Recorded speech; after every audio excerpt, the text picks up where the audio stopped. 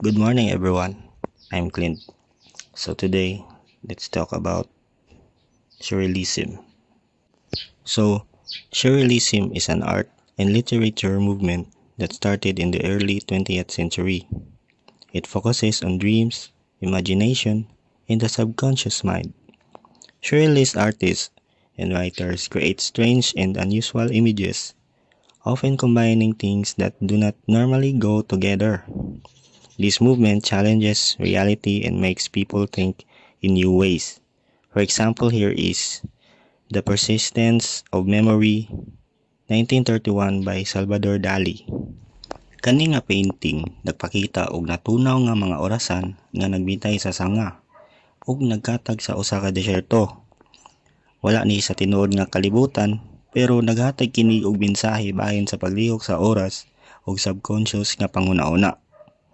Kakita na mo atong murag AI nga distorted nga mga video.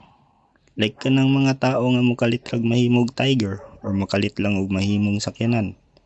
Ingato mismo ang ginapaywatig sa kani nga painting nga ga-represent sa atong dreamlike image. It teaches us to think beyond what we see. It helps people express emotions, explore dreams, and create new ideas. Instead of following rules, and lastly, invites us to imagine endless possibilities. The next topic is postmodern drama. It is a theatrical movement that emerged in the late 20th century as a reaction against traditional storytelling and modernist drama. It challenges conventional narrative structures, blurs the line between reality and fiction, and often incorporates elements of irony, absurdity, and fragmentation.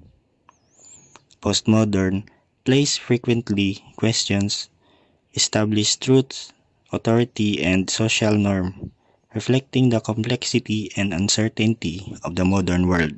Example diri is ang Waiting for Godot by Samuel Beckett. Duha ni sila kalalaki nga si Vladimir ug si Estragon. Ilang gibuhat kay nagulat sila sa usa ka tawong gitawag nga si Godot. Pero wala gid siya niabot. Nangabuang na lang sila ginulata. Sama ra na sa mga tawo nga gapaasa, pero ikaw gipaasa. Kay wala man sila ilingaw, gistorya na sila minutbot, pero wala gyud naabot si Godot. The point here is that kung mas taas ang oras nga imong gisayangan, mas mutaas ang imuhang pagsuffer. So the play is about the uncertainty of life and how people search for meaning even when things don't make sense. Next topic is American drama. It refers to play written and performed in the United States, often reflecting the country's social, political, and cultural issues. It includes a wide range of styles, from realism to experimental theater, and has been shaped by different historical periods. Eugene O'Neill, 1888 to 1953, was an American playwright and one of the most influential figures in modern drama. He is often called the father of American drama because he introduced realism and deep psychological themes to the American stage. His plays often explore themes of family struggles, addiction, regret, and the human condition. As you can see in the picture, is an example of an American drama, which is A Death of a Salesman, 1949 by Arthur Miller. Most famous play and a wonderful critic of an American drama.